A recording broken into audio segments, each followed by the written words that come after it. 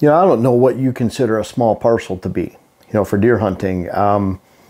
You know, it's interesting, a lot of this applies to public land. This is no different from public land to private land, almost all the concepts that we talk about. So if you listen to some of this private land stuff with an open mind, you can apply it to your public land areas. If you go into it, well, this is private land, I'm going to turn it, you're probably not going to learn much here, let alone anywhere else too.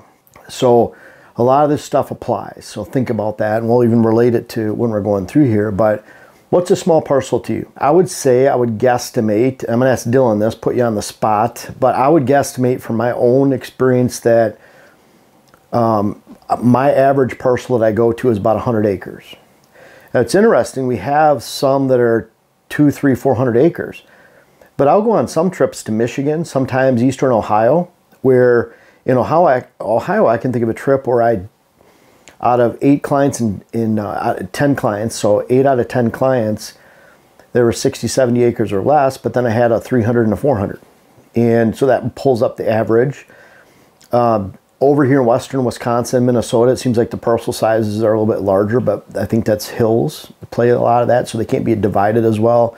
There's a lot of bigger parcels, but even then, 100 might still be that average. So I'm still looking at smaller parcels. Maybe that average is more like 140 here, 130. And I go to clients sometimes in Michigan, where I'll be in southern Michigan, out of the Battle Creek areas where I stay a lot. Lapeer is another area that I stay, down that southern area. I'll stay in Big Rapids, but I start to hit some bigger parcels there. But sometimes in Battle Creek or Lapeer area, I'm hitting 5 parcels in a row that are 60 acres or less, and there might be 3 out of those that are below 30 acres, or are smaller than 30 acres. So we've worked on parcels as small as 5 or 8. So Dylan, what do you think? Dylan, as far as days in the field, I'm sure you're at 150 to 200 days over the last few years. Yeah, absolutely. Somewhere right around that range. Even Kevin Smith and Joe, they started last year, and they're probably at 60, 70, 80 days in the field. And I know Joe's already got 50 scheduled this year, 40, whatever it is. So, you know, for next year. So what do you think on size? I would say overall my average is probably around that 70 to 80 acre range, but I do have a lot of those larger parcels. It seems just a little bit more regional. You know, you get out east, Pennsylvania, New York, it's very parceled depending on where you're at. So you might have a bunch of properties where your biggest property is 120 acres. Or, you know, I did 1,500 acres in Georgia last year. So, I mean, it's, you know, very regional, very site specific. But I would say a rolling average would probably be in that 80 to 100 maybe. And what's funny is someone might say, well, I have a small parcel, and what comes next could vary from, I mean, literally 5 or 8 acres to 120. Yeah, it's all a matter of perspective. I've worked on 80 acres out in Wyoming, and out there that was a very tiny parcel. Sure. It's crazy. The guy had elk on it, moose, whitetails, and then antelope and mule deer literally across the road. So that's awesome. Yeah, pretty cool. But anyways, you know, small parcels, what we see and what I see, it doesn't matter if it's 8 acres, 25 acres, 18, 30, or 150 to 200 to 300. They're the same fixes. They're just multiplied more. And that kind of goes into, you know, if you have a large parcel, number 1 right here is a problem where you'll have 300 acres. Yeah, you bought 300 acres, but now you have to do 300 acres worth of work. And I have 30 acres that I hunt, 40 acres with fields over in Wisconsin. The amount of work that I have there is a fraction of the work that I have here in Minnesota, where it's 245 acres. Just a fraction of the amount of work. There's so much work to be done here. And if you don't do that work, what ends up happening is you have fragmented cover. So let me show a problem that we see common. And I'm going to just draw a square parcel. Let's say these are 20 acres, 40, 80, whatever you see in your mind. But bottom line is, you have this beautiful stand of hardwood maple going through the middle. And folks don't want to cut it. They don't want to get rid of it. It's beautiful. Maybe a relative doesn't let them. Maybe dad doesn't let them, whatever it might be. But the problem is you have decent cover here, but no reason for during the daylight for deer to ever go between the two, especially when it comes to mature buck, who wants to be in some type of cover just about at all times during daylight. We see this a lot. Maybe it's open fields. Maybe it's ag land. And they really can't go from one. I'm thinking of a good friend right now that has about 120 acres. And they have woods on both sides and a giant, you know, 80-acre ag field in the middle. Well, there's no reason for deer to relate from one property to the other. It fragments them, so you're not really getting much efficiency on the entire parcel in any way. So if it's ag land, boy, switchgrass can bridge that gap immediately, because within a year it's 3 feet tall, just one growing season. Then by the end of the next year it's 5 or 6 feet, and by the third year it's 7, 8 feet, and it's strong and thick and stays up all hunting season. Add some shrubs in there, some bushes, some early successional growth, just allow seeds to take place, rootstock that's in the ground to grow. And within a few short years, you can really thick that. And again, you have that base of switchgrass can really put that in. And we have our switchgrass that we sell through WHS Wildlife Blends. We have a north and a south variety. We'll have a west variety next year too. But bottom line is you can fill in ag land really quick, and you can bridge that gap. So deer can actually, a mature buck can move from one side to the other. Hardwoods, get it thinned, get it logged. The problem is people go into a nice stand of hardwood and they'll thin so little that it actually makes it more open, because you're taking stem count out in the form of the trunks. Doesn't open up the sky for more than a few years, and now it's completely shaded again in 5 years, and you're more open than when you began. So you have to take enough out. Now it might be you have a mix of bad timber in there. We have pockets of aspen out here, box elder, some junk oak where it's twisted leaners. They're not timber value, and they don't have a canopy, so they're not really producing any acorns. Those are all trees that we can cut down, let sunlight come in. Now we're putting structure on the ground, almost like putting a Christmas tree on the bottom of the lake on a drop off and structure for fish. We're doing the same with that by dropping down timber, putting structure on the ground, and we're allowing sunlight to come in to get regeneration. Notice I didn't say any hinge cutting. You know, hinge cutting is a useful tool in any competent deer manager's toolbox, habitat managers, but we use it on 15–20% of all parcels, or we recommend it. And so that depends on the timber size and the type of timber, if you need hinge cuts or not. And so if you can knock down big timber or get a timber harvest in there, that's always better, because you can either do a little bit that accomplishes a lot by cutting down mature timber that's no timber value, no mass producing value, or you're having someone else do it in that timber harvest. So bottom line is you need to connect one to the other, because now you just have a few acres here, a few acres here, and you could have 20 acres in the middle or half your property that's not contributing at all. And when you get in here, you really don't have a deer that's going to relate to your entire property. Instead, they're just going to the edge and then going back out again. So they're always living and adjusting and pointing towards someone else's property when you don't fill that gap in the middle. Poorly positioned food. You know, this is a big one we see all the time.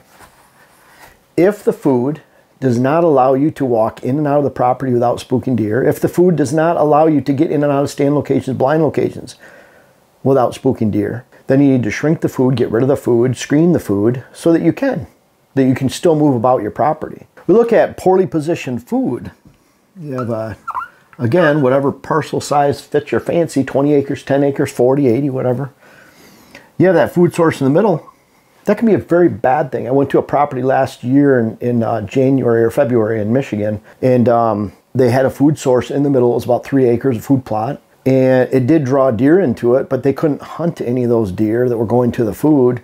And when they were coming back, they were bordered on roads, 2 sides open field, and then hunting pressure on another with a house. And so they really didn't have an area where deer could call home.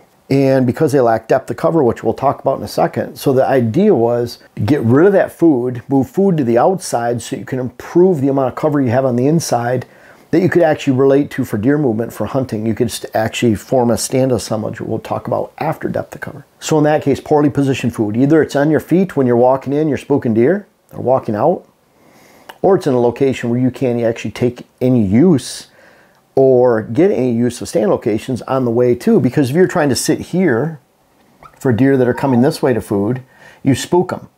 You can't ever watch the food because you're spooking deer around it. No matter where it's at, you spook deer. You sit here, you take out this area. You sit here, you take out this area. If you're too close to the food, you spook the whole property out. So bottom line is you have to get rid of that food.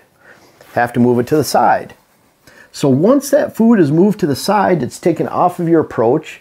It's in far enough so your neighbors can't see it. You know, that food's located here, maybe another little hunting plot here, whatever. Now you can actually develop what I coined and refer to as depth of cover. Depth of cover. There's a lot of 40-acre parcels that I would never hunt if that food source was in the middle and that's all you had to work with. You couldn't move it. So if 5 acres is in the middle, that means you can't go 155 yards in any direction around that food source if it was in the middle without hitting your neighbor's border, without hitting your border. So what that is, it's 155 yards compared to the depth of your, or the total width of your parcel at 40 acres is 440 yards wide. Very, very poor depth of cover ratio. There's a lot of 20-acre parcels. You take a 20-acre parcel and you put 5 acres of food right here, that means you have over 300 yards of depth within that. That 20-acre parcel is worth more than that 40 when that food source is in the middle of that 40 because there's no depth of cover. Now on this 20 acres, you can actually hold does and fawns, which will always be close for that food. You have immature younger bucks and you have room for older bucks. So you actually have depth of cover on your own parcel and you make it so you can actually get around that. You screen the sides of that food so you can get in and out of it, maybe shrink it to 4 acres. Bottom line is you can get in and out of your property without spooking deer, and you have enough depth to house does and fawns close because they'll always take up that. If you have that food source in the middle here and you only have 155 yards around, that's what's taken up by those does and fawns. There's no room left over for mature bucks. They're on your neighbors. I'll see food sources that are located right next to a border, meaning that food source is right here because that's all they had to work with. They can't get around it. And then the best cover is on your neighbors. So there's cover up here on your neighbors. All the deer live there during the daylight and then come to the food source. So because of that food source, you're literally placing deer on your neighbors. It's not a good thing. On your neighbors during the daylight. So who gets to hunt them? You might get to hunt them the last half hour of daylight. They get to hunt them the first 9.5 hours of daylight. That's not a good thing. There's other times where you might have public land. And so you have a very long parcel. And we see this, I tell this, people don't believe me, but we see it time and time again. All of the public land next to private land that we go to for clients that is not hunted.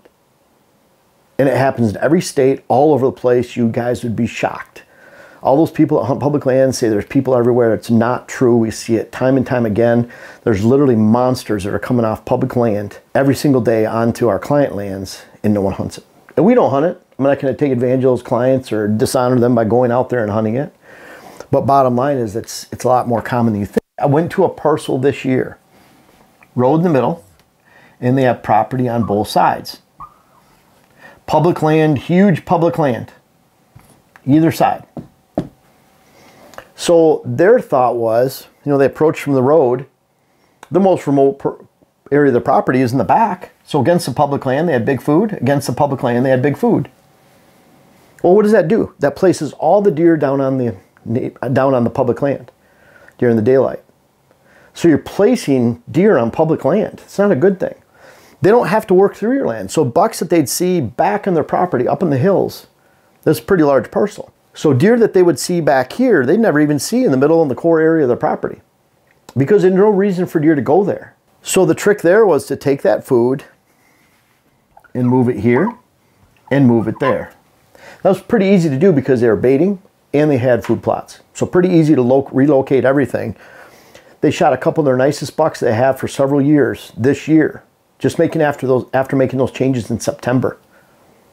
That was when I was there in September. And then this season it worked right away because now when this food is here and the deer are coming from here, now you take that movement that was up here and you make that movement right here. So you take a movement that was 90%, 95% off of the land, and now you put it 80% on the land. I hope that makes sense. So repositioning food is a big thing we do. It doesn't matter if it's 300 or 400 acres like this parcel or 40 acres or 20 acres. There's a lot of things that you can do by repositioning food and developing that depth of cover on your own land. What ends up happening is when you do that, think of that, this parcel right here. Food's up here, food's up here. No deer in here and here, because that's how they'd access. And the food was all in the back. So the deer are all up on the public land. Well, there's no stand assemblage on their own land. Meaning they can go hunt here in the evening, here. Well, where do they hunt in the morning? So unless they go all the way out and go onto the public land back here, they have no stand assemblage on their own land that includes morning stands and evening stands. Now, by moving that food to the front in both sides, this turns into bedding, which is easy to turn food into bedding. Now they can flip around, and because they're not walking in on food, they're not spooking deer. And then now those stand locations here turn into bedding area stands. These stands down here turn into afternoon, evening food source stands, and then they have stands in between.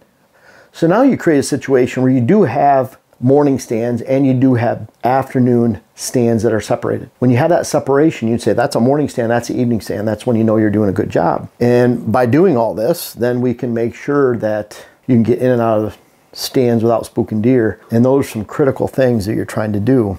So make sure, that's always a good test. If you look at a property, and we can develop morning stands and evening stands, afternoon stands on every single property we go to. So I don't like when someone says we can't do it. When they say they can't do it, that means they don't want to reposition the food that they bulldozed out and already put lime on. Doesn't matter how much work you've put into something that's bad, it's still bad. So when you have a food plot in a wrong location, it's still a wrong location.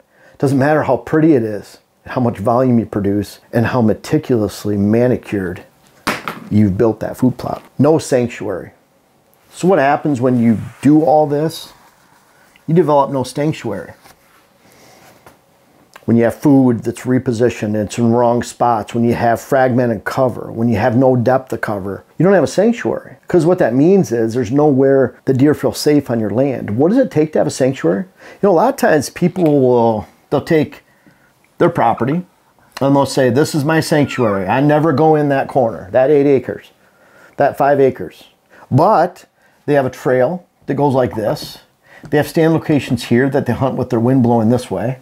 The deer can see them, hear them, smell them in that sanctuary. Then it's not a sanctuary. If they can do any one of those, it isn't a sanctuary. If you drive your ATV to hunt right next to your sanctuary, it isn't a sanctuary. They heard you. The jig's up. They know what's going on. And that's something we see a lot. What does it take to have a sanctuary? Well, if you have a property where you have, say, a food source that's hidden from the edge, you can still get around it. Maybe a little hunting plot here, a little hunting plot here. You have depth of cover going back through here. So now you have morning stands that you can assemble back here. You can have evening stands here. Your access is primarily from the outside. Now, in the case of that property I showed you, it's down the middle because they're going in and then they're going around with the public land way back in. So it just depends on the layout. You might even have your cabin right here in the middle, but you can still develop sanctuary. But the bottom line is, between the stand locations, including your food sources, is sanctuary. So on a 40-acre parcel, you can get at least 20 to 22 acres. It's all sanctuary all the time. Has to be contiguous. Unless you have that broken road, unless you have that, or that road going through the middle, or unless you have a cabin in the middle. Then you develop to the outside, and you still do an end around, go around, and you still develop strips of unbroken, unpressured sanctuary. But people say, how big should a sanctuary be? It should be as big as you can make it on your property. It's always at least 50% of your acres. If you don't have at least 50% of your acres, and that's on a small parcel, 20-acre parcel, 30, 40, 15. But when you get up to 80 acres, 100, that percentage can be higher. That's your percentage of efficiency of your land. So once you have that sanctuary, and you can say, okay, between these stand locations, I walk up to it. I don't put my scent in there. The deer can't see me, can't hear me coming. My stands are quiet. They don't know I'm coming. You have this little bubble on your land. On 80 acres, that might be 55 acres out of 80. On a 200-acre parcel, it might be 160. Your percentages go up. You know, all of a sudden, you're talking 80% efficiency, meaning the percentage of acres that you can devote to all deer all the time. And what's cool about that, as a larger parcel, you could have a swamp, a pond, a road, a house, and you can work those into because you're already taking so many acres. You don't need 200 acres to have a great deer herd of sanctuary. If you have 60 acres where it's all deer all the time, they don't see you, hear you, or smell you, and it's flanked by quality food, what's the most important piece of that sanctuary? We'll just stop right now for a second. It's your food source. Because if you're attracting deer to that food right there and you spook out the food, they're not going to be in the bedding areas. They're going to be on another property. And they're not going to hit that food source till well after dark, so it becomes a nocturnal, middle of the night piece that doesn't contribute anything to anywhere. Because only the pieces that relate to deer movement during the daylight actually mean something. Don't ever fool yourself and say, well, I'm feeding the deer at night. They're getting healthy. No, they're going to die because you're putting deer on your neighbors during the daylight. In fact, you can have created a track repel condition where you have such great food that you're putting deer on your neighbors that don't have the same values as you, meaning they'll shoot anything that moves. And now you're making it actually worse than if you had the food to begin with, because you're creating a track repel condition that brings large groups of deer into your property at night and throws them back in your neighbors that don't really care, and they shoot everything that moves because of that movement back and forth across borders. Put it all together, you have actual sanctuary, creates access. And notice I said access last. You have to consider access where it's possible to put it in, where you can avoid food plots, not go through bedding areas. But access comes from doing all of this right here. All these things right here. Now you have good access when you consider that you can't have one without the other. So if you've located your food appropriately, you can have stand assemblage. You can actually get in and out of stands without spooking deer. If you've located your cover effectively so it's solid cover, now you have areas you can go around that's not cover, where you can access. We have an area on a portion of our land. The neighbor wanted me to consider cutting it, but that's actually some of our really most mature timber. It's really pretty. We actually shot 2 bucks by walking through that. We put a road in it.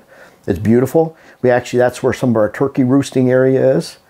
And I want to keep that area. It might only total 15 acres out of the entire property, but it's an area I want to walk through so that I can get to the good portion.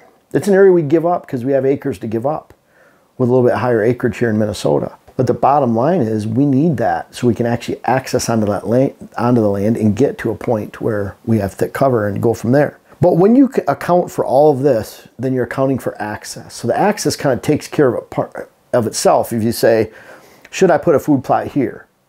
You know, I've even heard on the Outdoor Channel, this is on cable TV a while back, or videos, they'd say, go to the county extension office, get a soil map, and that's where you put your food plots. That is just ridiculous. You don't do that. That's like saying the best stands are stands in white pines. So in the 50 white pines on your 80 acres, you put a stand in all of them, disregarding where deer movement is, where your movement is. It doesn't make any sense. So a food plot goes where it goes because you can actually walk by it and not spook deer, and you can hunt the movements that relate to that food source on and off and how it relates to bedding areas, and sets up that micro movement, that movement on your land, those lines of movement. So when you consider all this, you say, should my food source go here? Well, if you spook deer off of it, no. It's black and white. We look at it black and white. We don't have that connection with, man, it took 10 years to build this food, put a bunch of lime on it. We just look at it and say, that's a bad spot. You're ruining your hunt. Either sell the property or change it. It's black and white. And it should be black and white. Because if you have a food plot in a bad location, a bedding area in a bad location, a water hole in a bad location, any type of improvement in a bad location, an orchard, whatever, you need to get rid of it, change it, hide it, screen yourself getting in and out. That's that simple solution. You have to do it. Or like I said, just like the case of that 40 acres, if you can only have 5 acres of food in the middle, that's the only place it can be. I'm getting rid of that land, because that 20 acres down the road that costs half as much, and you can put the food to the outside, is worth far more than that 40 acres for hunting. And that's why I bought the land. I didn't buy the land to take care of it as far as just as cool to plant trees and walk around the forest. I got it because I like to hunt. It's funny because a lot of people, they don't consider these things right here, and they're at that point of selling, but they bought the land, they're excited about it, they can't wait to hunt it, they have dreams of big bucks and big deer herds and a lot of fun. And then 5 years later, they put a lot of time and effort into it. There's diminishing return each year, and they look at it like, well, it's not all about the kill. It's not all about the hunt. It's what leads up to it. Yeah, I get that. I love working on what leads up to it. But if I'm not actually creating a good hunt, I'm failing with my efforts. Otherwise, I didn't buy the land to create bird populations. That's cool to create butterflies, bees. I bought it because I like to deer hunt. I want to deer hunt, have a little bit of control and create a good herd, and then I can do things that encompass all of that wildlife at the same time, but that's not the purpose of owning that land in the first place. The sign of a good property and good efforts is that you're actually shooting deer and your taxidermy bill is high. There's other signs too. But bottom line is, these are some fixes that we look at commonly on small parcels, and you can apply each one of these to public land. Each one of them. You know, there's some state food plots that are by parking areas. Why would you hunt those? Other people are, you're walking through it, it's disturbed. Go a mile away at least, find a good deer herd that might relate to it in the middle of the night. But it's the same thing on public land. You don't walk through food sources to hunt those food sources. Depth of cover is always good. If you're hunting an area that's only a half mile across, people can park on both sides, you're probably not going to find good hunting. When I go out in Pennsylvania, there's our area I hunt next to the reservoir, where two sides it's reservoir, two sides it's road, and it's 3 by 10 miles. Now I can actually go find a good deer herd in there. I don't care how many hunters are in there because it's going to separate hunters. You know, I'll come out to the car and people say, "Where'd you shoot that buck?" That's the one thing about public land. People think that there's no good hunting on public land. You know how many public land hunters talk about their public land hunters? Unless you're the hunting public guys and make a living doing it. You don't tell people where you shoot your bucks. You don't say, "Hey, you should go down the road. I just shot a nice one in there." When I was at the deer camp in Pennsylvania, I would shoot a buck and I'd see 2 8-points walk by while I'm with my buck dressing it out. You think I went back and told those guys, "Hey, there's 2 8-points running around this spot. Here's a pin on the map." No, I wanted to hunt that area next year. I wanted to preserve it. That's what you do on public land. People don't talk. There's a lot of good areas out there on public land. People don't talk about them. You're not going to hear them. Bottom line is these concepts right here apply to public land just like they do private land. And a lot of the concepts we talk about in this channel. I really need to, Dylan will get mad at me, he mentioned this to begin with, but you guys need to check out, if you own private land, you want to improve it. I talk about all these concepts times 18, 19, long videos. They average over a half hour a piece on how to design your whitetail parcel. I encourage you to check it out. Once you buy one of those web classes that we have another one coming out soon, Hunting Hills and Thermals. Then you get 20% off all the following web classes you buy. We have workbooks for those. We send out hats with those. So I encourage you to check those out. And I appreciate the guys and the hunters that have checked those out already. But that's a really important one, how to design your hunting parcel, because it allows you to avoid some of the pitfalls and mistakes that others routinely make on their land. And of course, you know, how to hunt the whitetail rut, food plots. We have 30 videos in the food plot one because you have to consider so many different things. And we try to really speed up the learning curve, because a lot of this, without the experience, you're never going to experience this in your lifetime. You know, I've been to over 1,300 properties, probably close to 1,400 at this point. Like Dylan we were just talking about 150, 200 parcels. When you get to learn on every one of those parcels, and we get to do it in all these different states, and so we bring that back to you. And these are some of the common things that I think can help you if you're looking into this season, whether you're hunting public or private land, but especially if you're spending the time and resources and money on your own land to try to do it right. That's what we want you to do this year, whether you ever hire us, buy a web class book or not. We'll keep bringing this free content and trying to help you out as much as possible for this season and beyond. Hey, I'm really excited to introduce to you our Hills and Thermals web class. It's something we worked on all year. We're trying to put lots of facets of scouting, aerial imagery, diagrams on the whiteboard to really teach you how the wind moves through hills and how you should find bedding areas, how it relates to deer movements in general, how that relates to, this is a bedding area stand, this is a food source afternoon stand. We really tried to put this together and offer you a complete picture of how to navigate hills and find better success consistently where you hunt.